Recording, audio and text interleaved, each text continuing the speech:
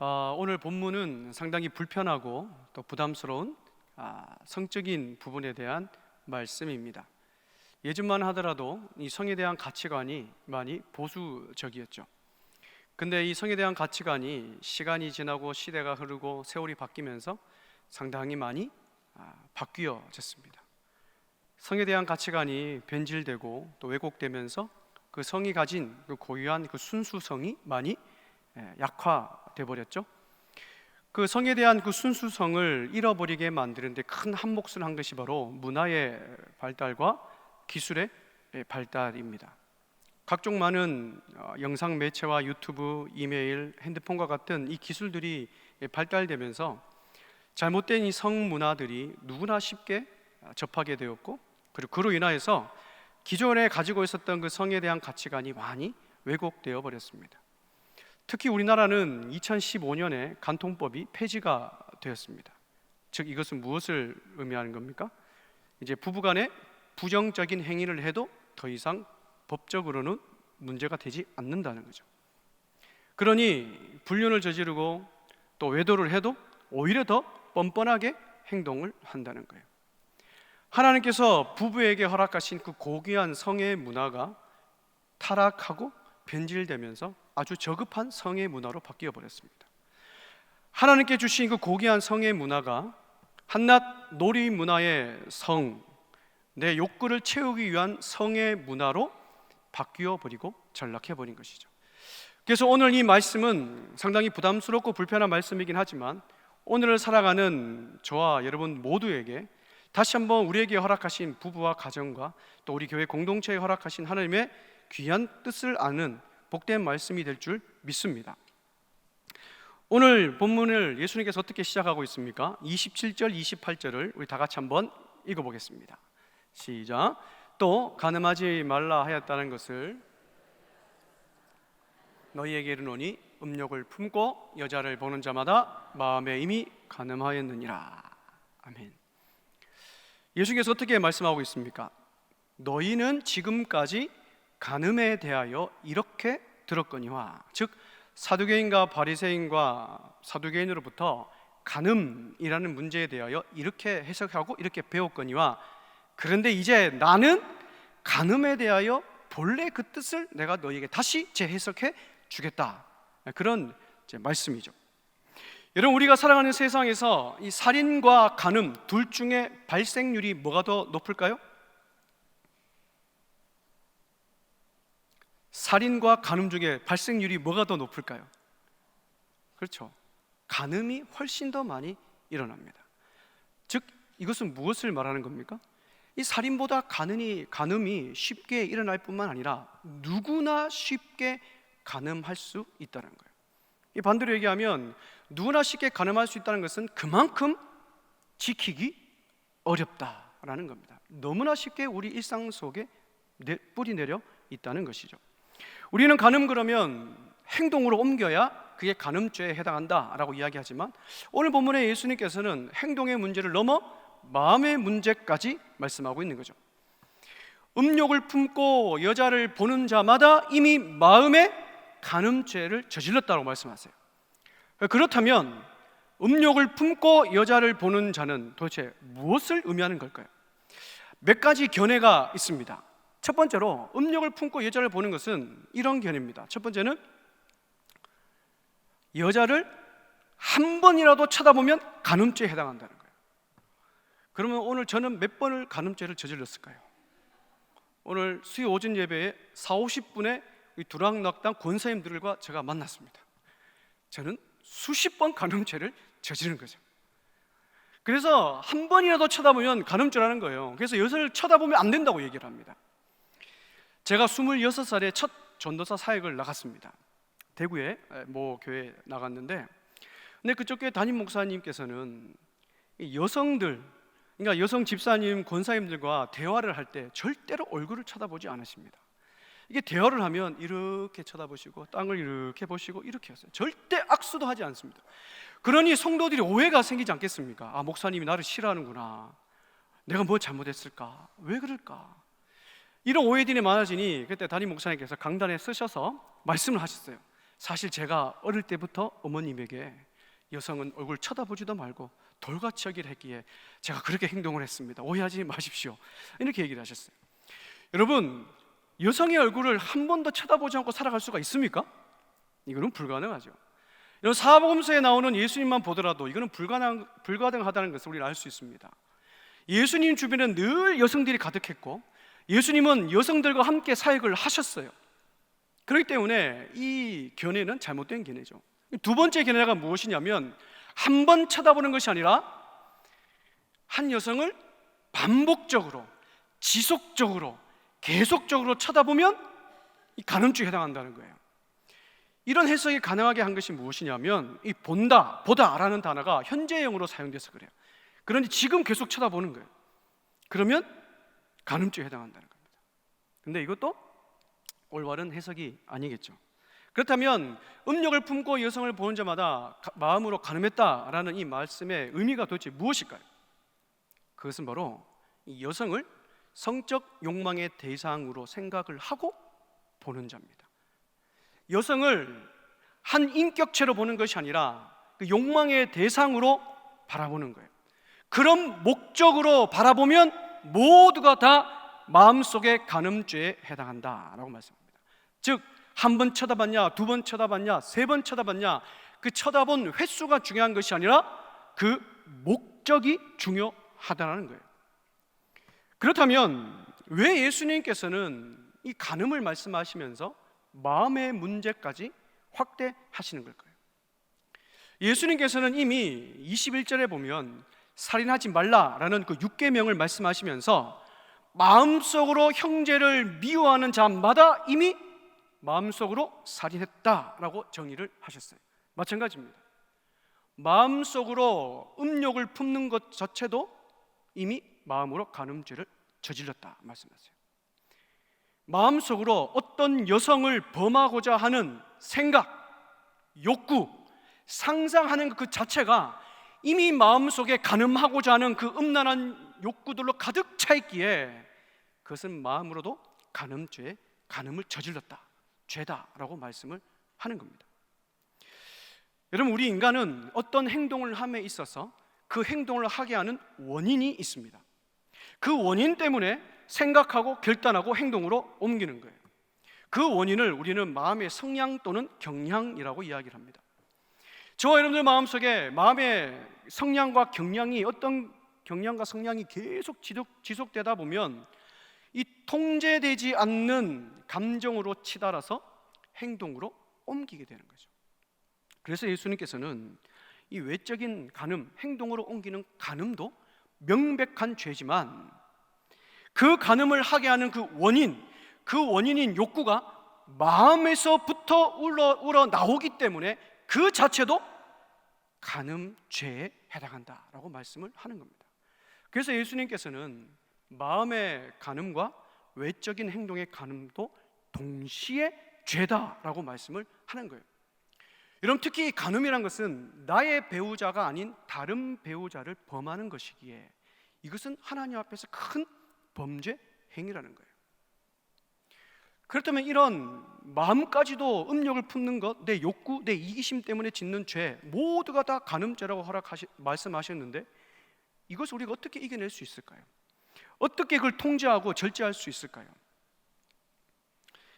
바울 사도는 갈라디아서 5장 24절에서 이렇게 말씀하고 있습니다. 우리 다 같이 한번 읽어보겠습니다.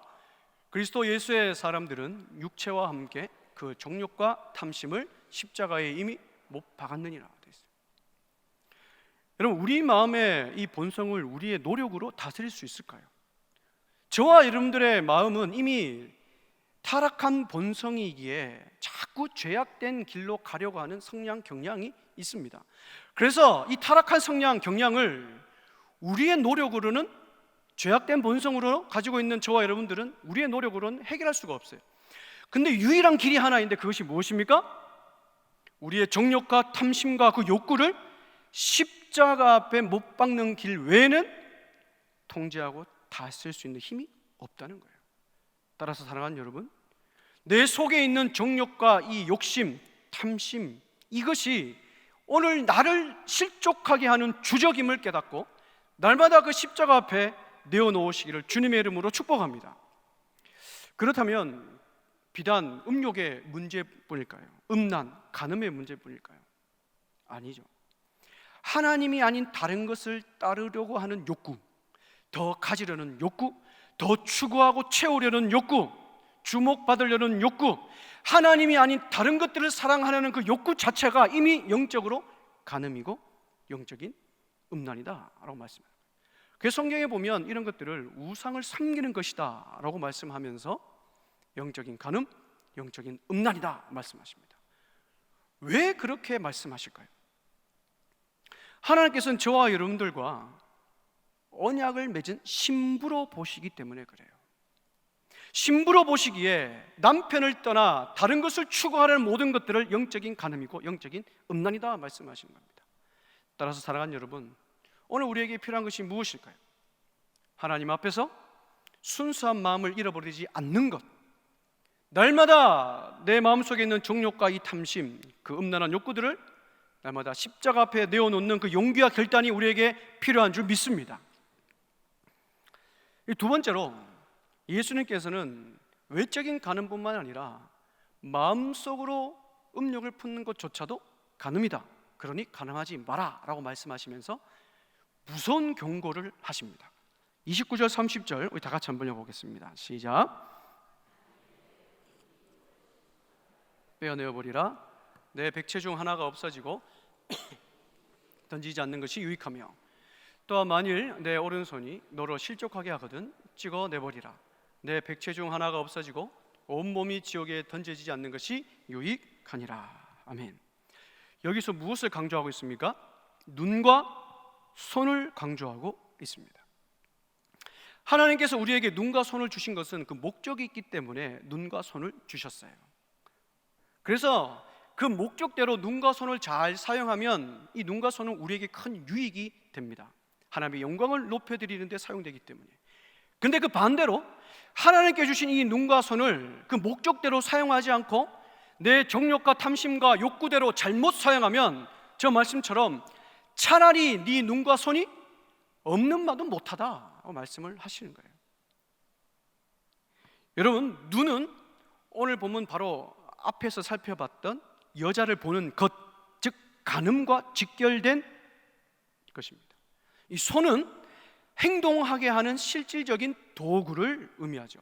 그렇다면 이 눈과 손은 음란의 죄가 들어오는 통로이자 죄를 범하게 하는 실질적인 도구가 되는 거예요. 목적대로 사용되지 않고 잘못 사용하게 되면 하나님께 주신 이 눈과 손이 오히려 우리를 음란에 빠뜨리게 하고 우리를 넘어뜨리게 하는 실질적인 통로이자 도구가 된다는 겁니다. 근데 여러분, 비단 음욕의 문제뿐일까요? 성경에서는 이 눈과 손과 이 발을 음란뿐만 아니라 믿음의 공동체인 이 교회, 가정을 실족하게 하고 넘어뜨리게 하는 도구가 된다라고 말씀하고 있습니다. 우리 마태복음 18장 7절에서 9절을 한 목소리로 읽겠습니다. 시작. 실족하게 하는 일들이 있음으로 말미암아 세상에 화가 있도다. 실족하게 하는 일이 없을 수는 없으나 실족하게 하는 그 사람에게는 만일 내 손이나 내 발이 너를 범죄하게 하거든 찍어내버리라. 장애인이나 다리 저는 자로 영생에 들어가는 것이 두 손과 두 발을 가지고 영원한 불에 던져지는 것보다 나으니라. 만일 내 눈이 너를 범죄하게 하거든 빼어내버리라. 한 눈으로 영생에 들어가는 것이 두 눈을 가지고 지옥불에 던져지는 것보다 나으니라. 아멘. 즉 눈을 통해 유혹이 들어와 마음이 지배당하면 손과 발로 죄를 범하게 한다는 거예요. 근데 그것이 한 사람의 음욕, 간음의 문제뿐만 아니라 한 믿음의 공동체를 넘어뜨리게 하고 실족하게 하는데 가장 앞장서는 도구가 되고 통로가 된다는 거예요. 여러분, 창세기 3장에 나오는 아담과 하와가 범죄하게 하는 최초의 가정이 무너지는 것, 그 과정을 한번 살펴보면 어떻습니까? 창세기 3장 6절입니다. 우리 다 같이 한번 읽어보겠습니다. 여자가 그 나무를 본즉 먹음직도 하고 보암직도 하고 지혜롭게 할 만큼 탐스럽기도 한 나무인지라 여자가 그 열매를 따먹고 자기와 함께 있는 남편에게도 주매 그도 먹은지라. 이거 보십시오. 제일 먼저 무엇이 일어납니까? 보는 것이 먼저 일어납니다.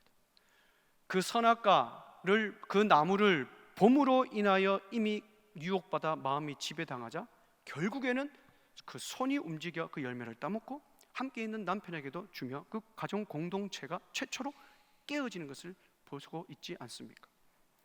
그래서 여러분, 눈과 마음은 따로 떼서 생각할 수가 없는 거예요. 항상 같이 붙어 있습니다. 사무엘하 13장에 보면 이 암놈이 압살롬의 동생인 이 다말을 사랑합니다. 근데 여기서 이 사랑은 비정상적인 사랑이죠. 성충동으로 인하여서 이 다말과 성관계를 맺고 싶어하는 이 무절제한 욕구이죠. 그래서 이 암논이 이 다말을 볼 때마다 그 마음속에 무엇이 일어납니까? 그를 범하고자 하는 음란, 그 음욕이 불일 듯 계속 일어나는 거예요. 결국 암논은 그 다말을 속임수를 써서 다말을 범하고 말죠. 결국 이 일 이후에 무슨 일이 일어납니까? 압살롬이 암논을 죽이게 되고, 더 나아가서 이 압살롬은 아버지 다윗을 배신하고 반역을 일으켜 국가적으로 큰 위기를 초래하는 엄청난 일을 저지르고 말죠. 여러분, 이처럼 우리의 눈과 손과 발을 제대로 다스리지 못한다면, 하나님께 주신 목적대로 사용하지 못한다면 감당할 수 없는 엄청난 일이 우리 가운데 일어난다는 거예요. 한 개인과 우리 가정과 우리 교회 공동체가 감당하지 못할 일이 일어난다는 거예요. 그런데 오늘 본문을 가만히 보면 이런 생각이 듭니다. 음욕을 품는 자마다 이 눈과 손이 제거당하면 이 세상에 성한 사람이 누가 있을까? 만일 정말 내 눈과 손과 발이 다 제거당하면 죄를 짓지 않을 수 있을까? 과연 그럴 수 있을까요? 그럴 수 없죠. 여러분, 여기서 실족하다는 것은 넘어진다, 넘어지게 하다라는 뜻을 가지고 있잖아요. 즉 성도로 하여금 죄의 유혹으로 말미암아 하나님의 뜻에서 멀어져서 죄 가운데 빠진다, 이런 뜻입니다. 그래서 여기서 말씀한 것처럼 실제로 눈과 손을 없애는 것이 아니라 우리를 실족하게 하는 것, 죄가 들어온 통로, 죄를 실행하게 하는 그 수단을 원천적으로 통제하고 차단하라는 거예요. 네가 범죄하여 온 몸으로 지옥에 들어가는 것과 육체 중 하나를 잃어버려서 천국에 들어가는 것, 이 둘 중에 어느 것이 더 나은 삶이냐, 너에게 무엇이 더 유익한가 선택하라는 거예요. 현재 내 육체의 욕구를 만족하기 위해서 미래를 포기하는 인생을 선택할지, 아니면 지금 내가 힘들고 어렵지만 참고 인내하고 견디면서 미래를 준비하는 인생을 선택할지, 둘 중에 선택하라는 거예요. 무엇이 너의 인생 가운데 유익한가 생각해 보라는 말씀입니다. 이 자리에 있는 저와 여러분들은 어떤 선택을 해야 되겠습니까? 전자입니까? 후자입니까? 저와 여러분들은 후자를 선택하는 것이 지혜로운 사람인 거죠. 그래서 사랑하는 여러분, 하나님을 믿고 하나님의 말씀을 지키며 순종하는 자는 지혜로운 사람일 뿐만 아니라 자기 자신을 사랑하는 사람입니다. 잠언 8장 36절입니다. 다 같이 한번 읽어보겠습니다. 그러나 나를 잇는 자는 영혼을 해하는 자라, 나를 미워하는 자는 사망을 사랑하느니라. 여기서 나를 잇는 자는 다르게 번역하면 내게 범죄하는 자입니다. 내게 범죄하는, 즉 하나님께 범죄하는 자를 말해요. 즉 하나님의 말씀에 순종하지 않고 그 계명을 따르지 않는 자는 곧 뭐라고요? 자기 자신에게 죄를 짓는 거예요. 왜 그렇습니까? 하나님의 뜻에서 멀어지면 멀어질수록 내 속에 있는 탐욕, 음란, 욕심이 계속해서 일어나기 때문에 죄 가운데로 내 자신을 던져주는 거예요. 그러니 하나님을 믿고 섬기는 자는 하나님의 형상대로 지음받은 나 자신을 사랑하기에 하나님의 말씀대로 살아가며 그 말씀대로 순종하며 살아가는 자가 지혜로운 사람이라는 겁니다. 반대로 하나님의 말씀을 지키지 않는 자는 자기 자신에게 범죄하는 자로, 그 사람은 어리석은 자요, 자기 자신을 사랑하지 않고 자기 자신을 미워하는 자가 된다라고 말씀합니다. 따라 사랑하는 여러분, 우리는 더 이상 우리를 실족해 하는 것들로 인하여서 유혹받는 인생이 아니라 그것들을 날마다 십자가 앞에 못 박는 인생 되기를 주님으로 축복합니다. 하나님의 형상대로 지음받은 나 자신을 사랑하는 자는 나 자신을 죄의 가운데로 내어주지 않습니다. 죄로부터 나의 마음과 눈과 손과 발을 지키는 자인 줄 믿습니다. 그래서 하나님께서 우리에게 허락하신 마음, 눈, 손, 그 발, 그것을 주신 목적대로 살아가서 하나님께는 영광이요 나 자신과 많은 사람들에게 유익을 끼치는 그런 인생 살아가시기를 주님의 이름으로 축복합니다. 마지막으로 예수님께서는 31절 32절에서 이혼에 대하여 말씀을 하세요. 이 이혼에 대한 말씀은 앞에 이 간음과도 직결되는 말씀입니다. 오늘 본문을 가만히 보면 예수님 말씀 중에 이 이혼 증서라는 그 단어가 딱 나오죠. 오늘날로 말하면 뭐가 되겠습니까? 이혼 서류입니다. 예수님 당시에도 2000년 전 예수님 당시에도 그 이혼 서류, 이혼 증서, 이혼 문화가 있었던 것 같습니다. 근데 여러분, 오늘날의 이혼 문화와 예수님 당시의 이혼 문화가 같을까요? 달랐을까요? 당연히 다르겠죠. 예수님 시대의 이혼 문화는 상당히 남성들에게 유리하게 작용됐어요. 왜요? 남성 중심의 사회니까. 반대로 여성들에게는 불리하게 작용되었던 것이 그 당시 이혼 문화였습니다. 여러분, 과거 조선시대에도 이런 말이 있지 않습니까? 칠거지악. 들어보셨죠? 그럼 칠거지악이 무엇입니까? 아내를 내쫓을 수 있는 7가지 이유입니다. 첫 번째 뭡니까? 시부모에게 순종하지 않는 것. 두 번째 뭡니까? 자식을 못 낳는 것. 세 번째는 행실이 음란하고, 네 번째는 질투하고, 다섯 번째는 나쁜 병이 있거나, 여섯 번째는 말썽이 많고, 일곱 번째는 뭐요? 도둑질하는 거예요. 여러분, 이 중에 한 가지만 범해도 그 당시에 조선시대에는 이혼당합니다. 그러니 남자들은 다양한 이유를 들어서 얼마든지 이혼 사유를 끼워 맞춰서 이혼할 수 있는 거예요. 그러니 조선시대 여성들은 내가 언제 버림받을지 모르는 그 불안한 가운데 살아갈 수밖에 없는 거예요. 근데 이런 문화가 예수님 시대에도 만연했습니다.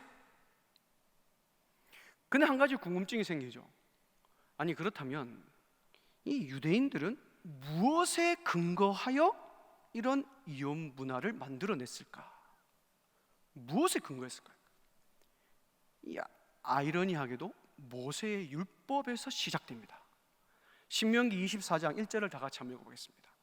사람이 아내를 맞이하여 데려온 후에 그에게 수치되는 일이 있음을 발견하고 그를 기뻐하지 아니하면 이혼 증서를 써서 그의 손에 주고 그를 자기 집에서 내보낼 것이요.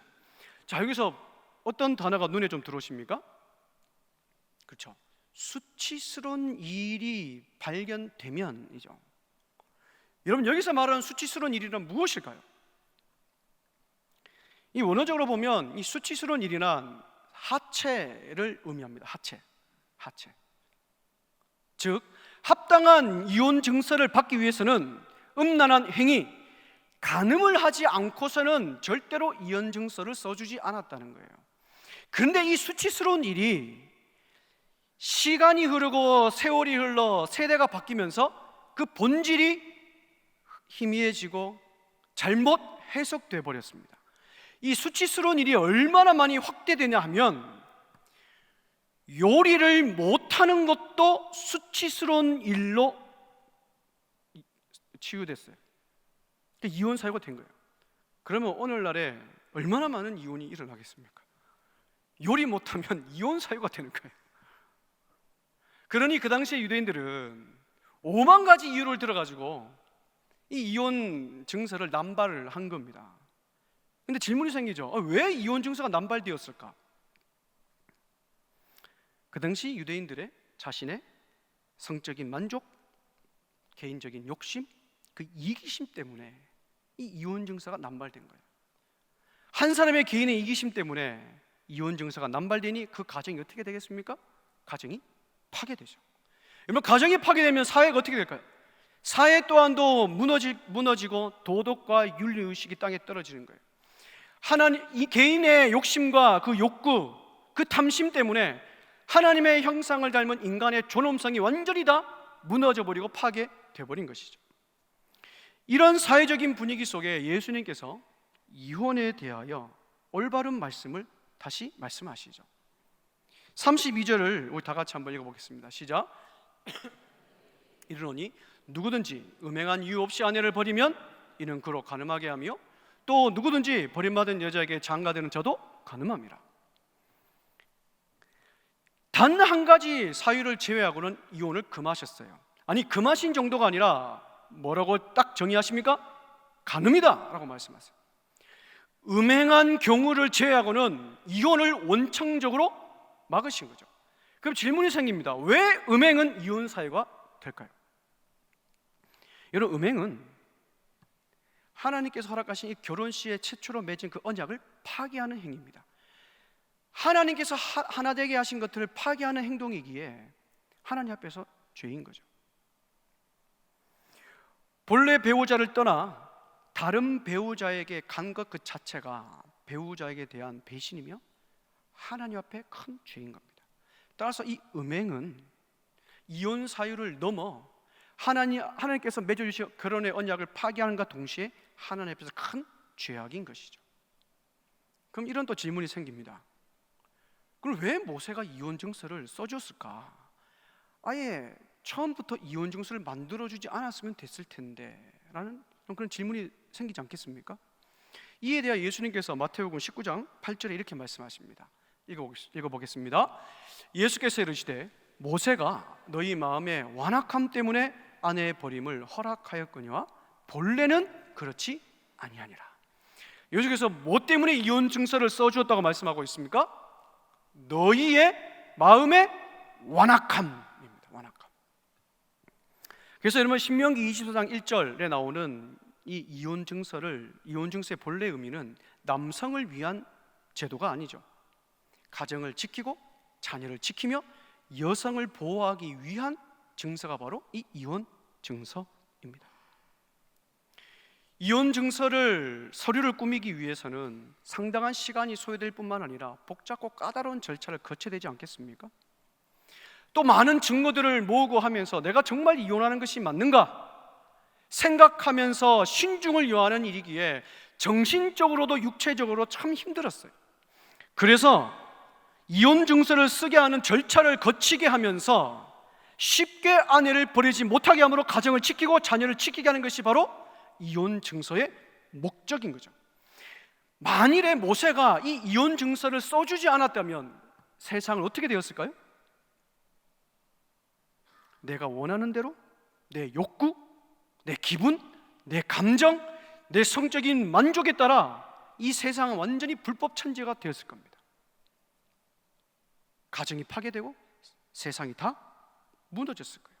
그래서 모세가 이 타락한 본성을 가진 인간에게 최소한의 법적인 조치를 만들기 위하여 이 이혼 증서를 써준 것이죠. 사랑하는 여러분, 이 결혼이란 것은 서로 다른 두 사람이 하나님을 중심에 모시고 살아가는 것이 바로 결혼입니다. 이 그림 한번 보시면 서로 다른 두 사람이 이제 만납니다. 만나서 결혼 생활이라는 것이 하나님을 중심에 모시고 점점 가까워지는 거예요. 그럼 자연스럽게 누구를 닮아가겠습니까? 서로의 모습 속에 하나님의 모습을 닮아가며 가까워지는 거죠. 저런 가까워지는 과정을 통하여 서로 사랑하고 사랑을 받고 서로 이해하고 이해를 받고 용서해주고 용서를 받고 섬기고 섬김을 받으면서 점점 가까워지는 삶이 바로 결혼 생활입니다. 그래서 결혼의 목적은 서로의 행복을 위함이 아니라 거룩을 위하는 삶이죠. 여러분, 결혼한다고 다 행복합니까? 왜 침묵을 유지하십니까? 여러분, 결혼한다고 다 행복하지는 않습니다. 행복도 있겠죠. 서로 다름 때문에 갈등과 다툼이 일어나는 과정을 반드시 거칩니다. 근데 그 과정을 통해서 서로를 이해하기 위해 노력하고 하나 되기를 노력하는 거예요. 마찬가지입니다. 신앙생활도 마찬가지죠. 예수 그리스도를 통하여 하나님의 자녀가 되었다고 해서 신앙생활이 끝입니까? 아니죠. 그때부터 신앙생활이 시작인 거죠. 내가 예수 그리스도를 닮아가기 위해 날마다 성화의 삶을 살아가기 위해 오늘도 우리는 사탄과 영적인 전쟁을 매 순간 치열하게 살아가는 거예요. 그런 과정을 거쳐서 어제보다 더 나은 오늘의 삶, 오늘보다 더 나은 내일의 성숙을 이루며 살아가는 것이 신앙 생활인 거죠. 여러분, 결혼 생활도 마찬가지입니다.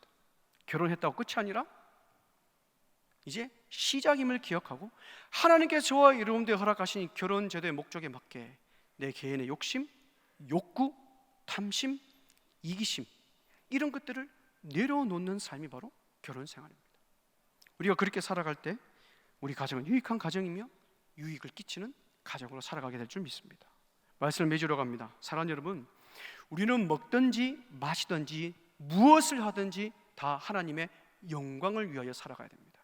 그러기 위해서는 하나님께서 우리에게 허락하신 그 목적대로 생각하고 살아가야 돼요. 특히 하나님께서 허락하신 이 가정을 소중히 여기며 아직 내 속에 내 욕심, 내 욕구, 내 이기심이 내 마음속에 남아있다면 우리 오늘 이 시간 주님 앞에 철저히 회개함으로 나아가야 될 줄 믿습니다.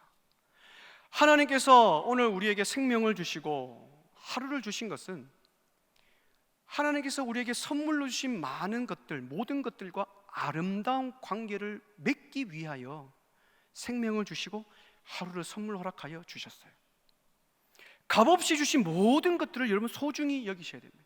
특히 값없이 주신 우리의 가정, 값없이 주신 믿음의 공동체, 믿음의 동역자들과 아름다운 관계를 맺으며 살아가기 위하여 오늘도 하나님께서는 우리에게 생명을 주시고 이 하루를 선물로 허락하여 주신 거죠.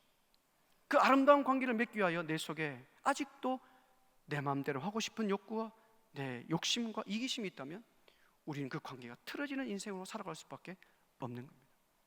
사랑하는 여러분, 우리를 실족하게 하는 죄의 유혹들이 들어오는 통로와 수단을 십자가 앞에 못 박으며 절제하며 다스리며 살아가 우리의 삶이 하나님이 기뻐하신 거룩한 예배자의 모습으로 살아가기를 주님으로 축복합니다. 날마다 성령 하나님을 의지하고 나를 넘어뜨리게 하는 욕심과 탐심과 음란한 욕구들이 내 속에 있다면 날마다 십자가에 못 박으며 살아가는 저와 여러분들 되시기를 주님의 이름으로 축복합니다.